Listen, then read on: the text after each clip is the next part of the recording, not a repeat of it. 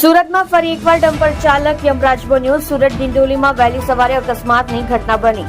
School જતા વિદ્યાર્થીને સાઈ પોઈન્ટથી નવાગામ જતા બ્રિજ પર અકસ્માત નડ્યો.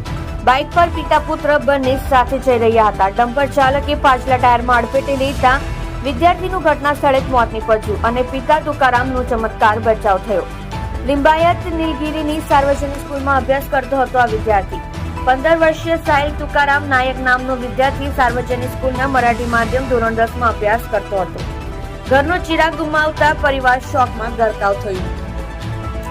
અકસ્માતની જાણ થતાં જ પોલીસ અને ઇમરજન્સી સેવા 108 ઘટના સ્થળે પહોંચી હતી, પરંતુ તે પહેલા જ વિદ્યાર્થીનું મોત નીપજ્યું હતું. ડમ્પર ચાલકને સ્થાનિક લોકોએ પકડી પોલીસના હવાલે કર્યો. GJ05FZ0499 નંબરની સ્પ્લેન્ડર બાઇકથી જતો હતો આ વિદ્યાર્થી. GJ21Y0912 આ નંબરના ડમ્પર ચાલક કે વિદ્યાર્થીને અડફેટે લેતા અકસ્માત થયો. આપ જોઈ રહ્યા છો સોમવાર time news channel bureau report Surat.